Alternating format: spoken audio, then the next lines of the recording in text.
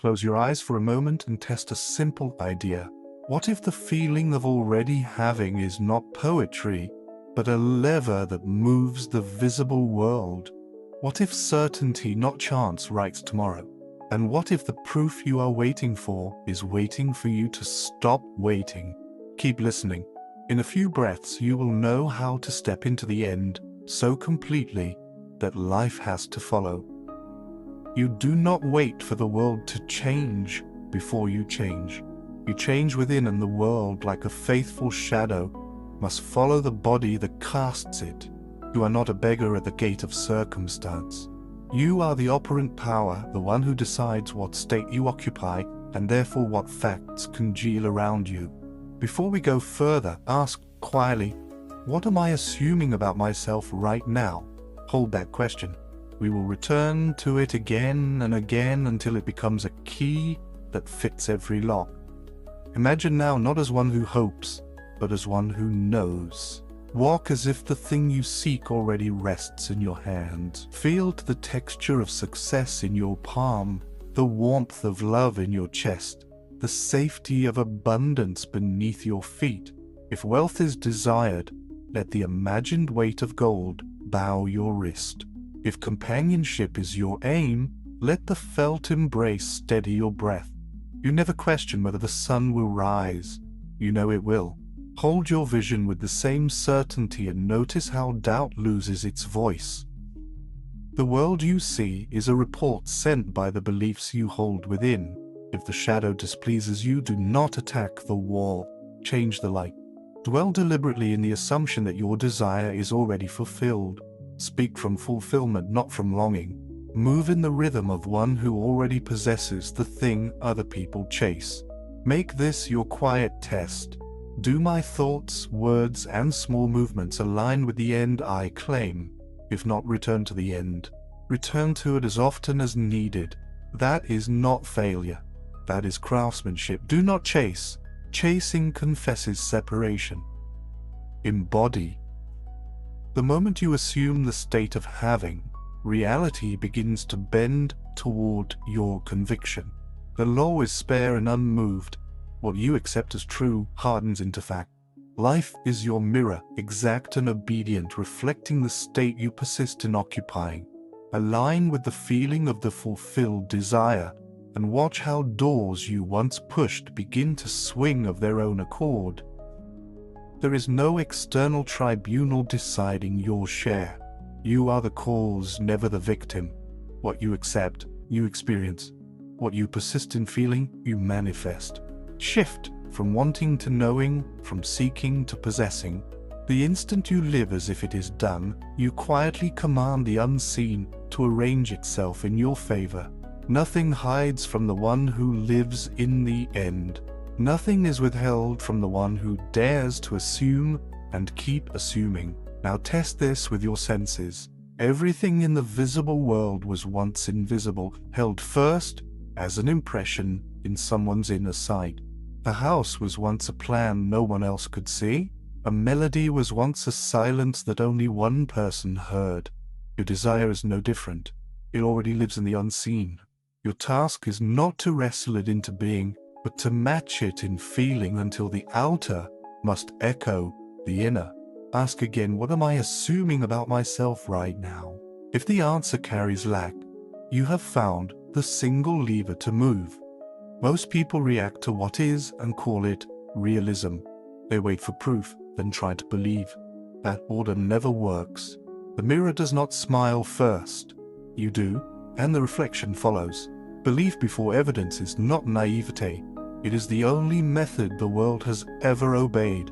When you persist in the feeling of having rather than wanting, conditions resort around you with a precision that looks like luck to bystanders and like law to you. Doubt is only the echo of an old identity. When doubt appears, do not wrestle with it. Gently ask, from which state am I viewing my life right now? Then step back into the end. Return to the finished scene and let the feeling do the heavy work. The mind cannot long resist a feeling that is rehearsed with sincerity. You will notice that questions about when and how begin to wither. The end answers them by making them unnecessary. Think like a gardener who plants and then trusts. He does not dig up the seed each morning to measure it. He provides the right conditions and knows growth is inevitable. Your inner state is the condition. Your assumption is the soil. Your persistence is the season. When impatience tugs at your sleeve, remember that trains do not halt the instant the brake is pulled. Momentum must spend itself. Stay with the end while the old scene rolls by the window, and you will step off at a new station without strain. Living in the end is an identity shift, not a performance. Stop being the person who strives for the thing and become the person who already has it. Ask these quiet questions each day. If it were done, how would I think? If it were done, how would I speak? If it were done, how would I spend this ordinary hour? Then without ceremony do that. The state teaches the action. The action confirms the state. This is simple, but it is not shallow. It is an old road walked well by those who build rather than beg. As you practice, old doubts will visit. Do not argue with them. Attend instead to the feeling of completion. It is a muscle. Use it and it strengthens. Neglect it and it slackens. Over time, the state of fulfillment ceases to be a special exercise and becomes your ordinary posture. At that point, you will notice something gentle but astonishing. What you used to chase begins to turn and ask for you. Action still has its place, but it emerges from alignment rather than panic. When you feel successful, the next step is obvious and light. When you feel abundant, you notice doors other people call hidden. When you feel loved, you relate without grasping, and relationships flourish because you are no longer asking them to fix an inner emptiness. This is not passivity. It is the removal of resistance, the end of frantic motion that goes nowhere. Your subconscious accepts impressions delivered with feeling. It does not distinguish between real and imagined. It takes orders only from the emotion you rehearse. This is why visualizing and affirming are powerful when done as possession rather than petition. You are not trying to persuade a reluctant universe. You are educating your own deep mind to accept the end as the only sane present. Once accepted within, it is compelled without. Letting go is simply the refusal to micromanage what you have already declared finished. It is not indifference to the desire, but indifference to the clock. Consider the way you order a meal. You do not run to the kitchen between every minute to confirm your request. You relax because you know the process that stands behind a simple choice. Treat your imaginal choice with the same calm. The tighter the grip, the more water slips through your fingers. Hold lightly, and what is yours rests easily in your palm. Make gratitude your daily proof that you believe. Gratitude says, I recognize the shape of my answered prayer while it is still walking down the road. Joy is practical. It tunes your station to the frequency of already having. Think of a radio. If you are tuned to fear and lack, you cannot receive the broadcast of ease and plenty, even though it is airing right now. Change the station by changing the state, and the program changes without any fight with the air. When the outer scene contradicts your inner knowing, do not make the mistake of arguing with the scene. A mirror only ever reports. Adjust the source. Ask again, what belief is this event reflecting? If money troubles persist, what do I assume money is? If relationships bruise, what have I assumed people are? Find the root assumption and replace it with the one that belongs to your chosen end. The old reflection may linger like steam on glass, but clarity returns to the pain that is no longer being breathed upon. You will be tempted to time the harvest. Resist the urge. The world is always catching up to your newest conviction. If you hold the end, the catch-up is certain. If you wobble, the world wobbles with you. This is why persistence is not a grim clench, but a gentle return. Return when you wake. Return at midday. Return before sleep. Each return thickens the new track until it is the only road your mind wants to walk. Remember this, and remember it well. There is no power outside you deciding your ceiling. The only limits that rule you are the ones you hire with your belief. If you decide a thing is beyond reach, it obliges you by staying away. If you decide it is already yours, no gate stands long against that verdict. Faith is not noise. Faith is the quiet that follows a settled decision. When you are settled, you stop checking the door because you know who holds the key. From this day, live as the one who already has. Rise and move through ordinary moments with extraordinary certainty. Let your tone be calm. Let your choices be clean. Let your inner conversation be the speech of a person who has arrived. Do not wait to feel good later. Feel good now.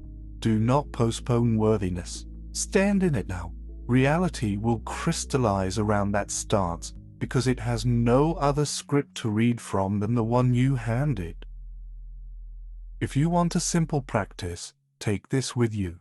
First, decide your end. Second, feel it as accomplished until your breath and body relax. Third, return to that feeling through the day in small, private ways. Fourth, let time be time while you keep state. That is all.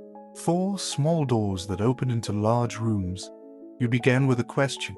What if the feeling of already having is the lever? You now have your test. Use it. Tonight, before sleep, assume the end and sink into it as if sinking into a warm chair that has been waiting for you. In the morning, step back into it before the world speaks. Through the day, when the mirror tries to show you yesterday, smile and change the light. You will not need to argue with results. They will arrive and stand where you tell them to stand.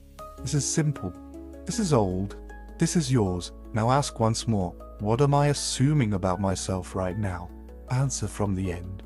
Keep that answer. Walk with it. The rest will come quietly, then all at once, as things do when they have no permission to do otherwise. Return to the end again, and let us press deeper. You have decided who you are.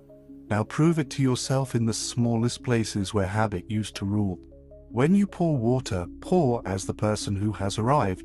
When you answer a message, answer as the person who already owns the outcome. When you walk to the door, walk with the quiet economy of someone for whom the matter is settled. The world listens most carefully to these small, ordinary proofs. They are the constant signal that tunes reality to your station. When fear rises, do not wrestle with its content. Ask only, from which state am I viewing this moment? If it is the old state, step out of it as you would step out of a coat that no longer fits. Do not argue with the coat. Do not list its flaws. Simply set it down and put on the one that matches your end. This is not denial. This is decision. And decision is the ancient craft of those who build cities and lives and futures. Suppose you seek financial ease. In the past, you may have counted every coin with a tight jaw, speaking about lack as if lack were a duty. Today, you count with a relaxed shoulder, you speak sparingly about money, and when you do, you speak from sufficiency. You do not rehearse shortage, you practice stewardship. You make choices as the one who has more than enough to be precise. Precision is not fear. Precision is respect for the gift already in your hand. Notice what happens when you quietly spend like a person who trusts their seed to become a harvest. Opportunities you once missed because they looked small will begin to signal their size honestly. If relationship is your desire, you no longer scan for absence. You regard your own heart as a house already filled with warmth, and from that fullness you converse without the hunger that turns affection into negotiation. You do not audition for love, you extend it, and because like calls to like, the world returns what you rehearse. You will recognize sincerity earlier and excuses sooner. This is not cynicism. This is clear sight that grows from abundance rather than from need. If health is your aim, you begin by speaking to your body as an ally, not an adversary. You move with the poise of someone whose system is recovering its design. You no longer label every sensation a verdict. You treat each one as a message and answer it with calm supply. You picture the end, then let that picture instruct your next small act. You rest when the finished image would rest. You exert when the finished image would exert. You eat, drink, and breathe with the quiet confidence of someone who has already crossed the river. You will notice that old evidence still tries to testify. A bill arrives, an argument echoes, a symptom speaks. Allow them their last words and keep your verdict. Do not stage a public trial with these witnesses. Nod and return to the end. The outer scene is a time traveler. It sometimes carries yesterday into today, but it cannot survive where you refuse to house it. Take care what stories you repeat. Repetition is worship. Worship builds altars. Altars draw offerings. Offer only to the end you have chosen. There is a discipline so ordinary that it looks like nothing, and yet it turns kingship into habit. It is the discipline of inner speech. Most of your day is a conversation no one else hears. That conversation is your architect. Listen to it without judgment for a single hour, as a scholar listens to a text. Hear its ticks, hear its doubts, hear its casual sarcasm that pretends to be clever while it corrodes your end, and gently draft a new line and return to it whenever the old one knocks. Not a slogan, a sober sentence worthy of a craftsman. It might sound like this: I move as one who has arrived, or this: my inner verdict is final and reality concurs, or this: I am the rested possessor of what I chose. Choose a line that does not shout. Choose the line you can carry into a meeting without anyone suspecting, into a kitchen without anyone hearing, into a thought without strain. Make that line the soft drum under your day. Evenings and mornings are turning points. Use them with intent.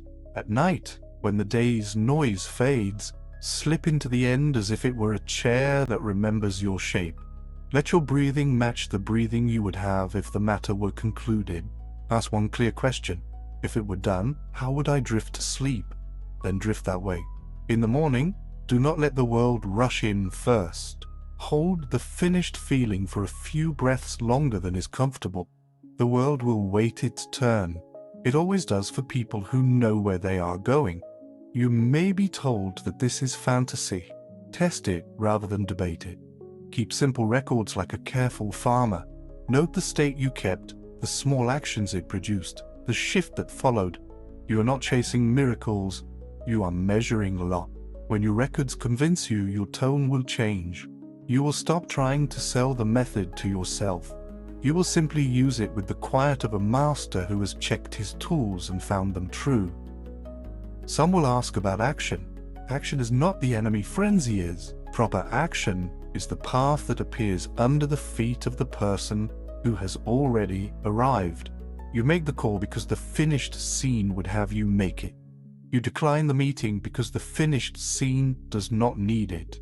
You submit the application because the finished scene expects to be seen. You release the argument because the finished scene does not argue. From the outside, your actions look ordinary.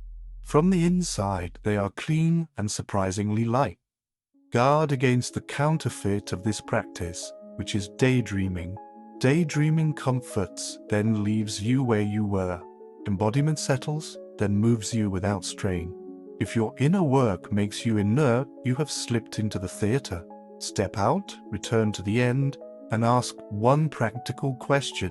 If it were already true, what would I do next with a calm pulse? And do that small next thing and nothing dramatic. The state proves itself through quiet continuity, not through spectacle.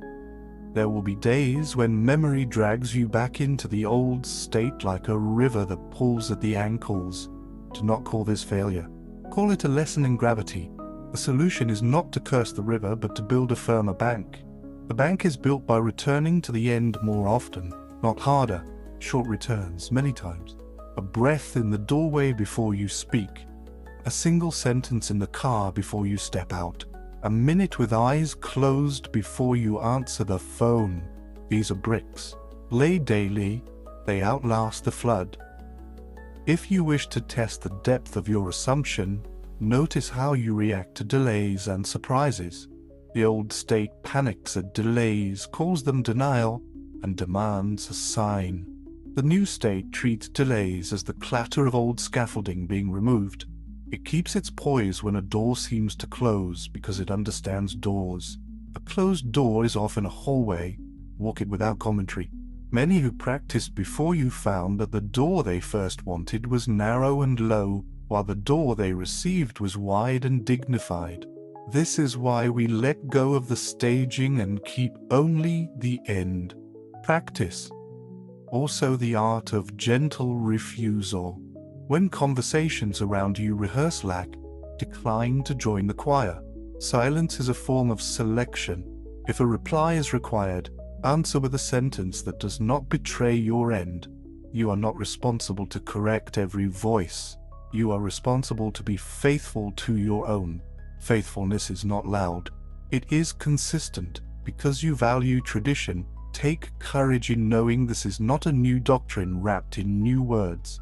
Old texts, old prayers, old journals all point to the same working order. Call it faith, call it assumption, call it the law that what you accept becomes fact. Names differ. The instrument is one. The builder holds the plan in the heart until timber and stone acknowledge the plan. This is the way houses and nations and single good lives have always been made. Now a sober caution. Do not use this law to varnish vanity. The end you choose reveals your character. Choose ends that enlarge your honesty, your patience, your generosity, ends that make you more exact, not more excitable, ends that dignify others instead of turning them into props. The mirror of life is precise.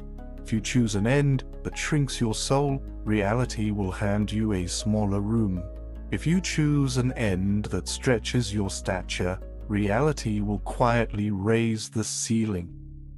When you falter, and you will because you are human, return without ceremony. Do not add shame to delay. Shame is poor fuel. Flip the inner page and read your chosen line again. I move as one who has arrived. Then move as one who has arrived. When you forget for an hour, remember for the next hour. When you forget for a day, begin again that night. You are not starting over. You are continuing a craft that spans more than your moods. Hold close a handful of proofs to strengthen your hand. Recall an hour when you expected good, and good arrived with an ease that embarrassed your old theories. Recall a moment when you assumed honorably about a person, and they rose to meet your assumption. Recall a time when you stood in the end for a few days, and the phone rang with news that fit like a key. These are not accidents stitched together by hope. They are stitches in a single cloth. Keep them. They are your private literature. Make room in your day for stillness, not as an escape, but as a forge. Sit. Breathe as the person who has arrived, and let your nervous system learn what safety feels like. People who dwell in the end carry a recognizably calm field. It is not lethargy. It is spare power. Others will mistake it for luck. Let them. You will know it as the fruit of consistent inner government. If you oversee a team or a family, you will see this law at work beyond your own skin. Hold the end for the group with integrity, and streams of small order will appear. Meetings become shorter. Waste declines. Tempers cool more quickly. You did not force these changes. You aligned first, and then acted according to the alignment. This is leadership without performance. It is old-fashioned and permanently modern because it is built on what people are, not on what slogans promise. Consider also your relationship to time. When you stand in the end, time changes its posture. It stops feeling like a creditor and begins to feel like a craftsman that works on your behalf even while you sleep. You will notice more right moments and fewer rushed ones. You will also notice that outcomes you once demanded immediately now arrive with a timing that is kinder than your old urgency. This is not delay. This is choreography. If anxiety returns in the night, conduct a simple audit. Ask, what small proof did I give today that I had arrived? Name one, then name a second. Then ask, what proof will I give in the first hour tomorrow? Name one. When the mind receives a simple next step, it stops yelling about the staircase. Sleep returns because the end has been re-acknowledged and the path to it has been made modest again. When success begins to settle around you, keep your practice as faithfully as you kept it in the leaner days. Ease exposes carelessness as quickly as strain does. Continue to decide, to feel, to return, to let go. Continue to honor the quiet sentence that carries you. Continue to choose ends that lift others as they lift you. The law does not retire because you improved. It will keep giving you the shape of your inner posture, so keep the posture that gave you shape. Teach this to those who ask, but teach with restraint. Give them an exercise, not a lecture. Invite them to choose a single end that is dignified and well-defined. Invite them to feel it each night until sleep, to return to it at waking, to act through it once before noon, once before evening, and to record what follows without embroidery. If they return next week with clear eyes, give them a second layer. If they return with arguments, give them patience. This craft is learned by doing, not by winning a debate. As for setbacks that look like contradictions, treat them as you would treat a weather change on a long walk. Adjust your coat, keep your pace, and hold your direction. A gust does not rewrite the map. In a month, you will barely remember the gust. In a year, you will struggle to recall which day the rain fell. What will remain is the road you kept and the end you reached. Let your gratitude remain practical. Say thank you by using what you receive well. Say thank you by becoming more exact in your work, more present with your family, more generous with your strength. Gratitude without application is sentiment. Gratitude with application is mastery. The world notices the difference and responds in kind. If at any point you doubt whether you have truly shifted, listen for the change in your default questions. The old state asks, what if it never happens? The new state asks, what would the next right move be now that it has happened? The old state asks, who will give me permission? The new state asks, what is the best use of this hour? The old state asks, how much longer must I wait? The new state asks, how quietly can I proceed? You will hear the difference in your own voice, and you will know. End today as you mean to live tomorrow. Before sleeping, pick one scene that would naturally take place after your desire is fulfilled. Do not make it grand, make it ordinary. A received message, a closed folder, a hand you hold, a bill you file without a tremor. Enter that scene with all 5 senses and rest there until the pillow takes you. In the morning, step back into that same scene for a single minute. This loop is small on purpose. Small loops repeat. Repetition convinces it. Conviction instructs reality. The rest of the day becomes a continuation rather than a contest. If you feel the urge to announce your practice to the world, smile and resist. Secrecy is not superstition. It is stewardship. A seed does not benefit from being explained while it is sprouting. When the tree is standing, it will need no explanation. Results are eloquent. Until then, let your certainty speak softly to your nerves and loudly to your choices. You began by testing a question. What if the feeling of already having is the lever that moves the scene? You have now built for yourself a set of working parts. Decide the end.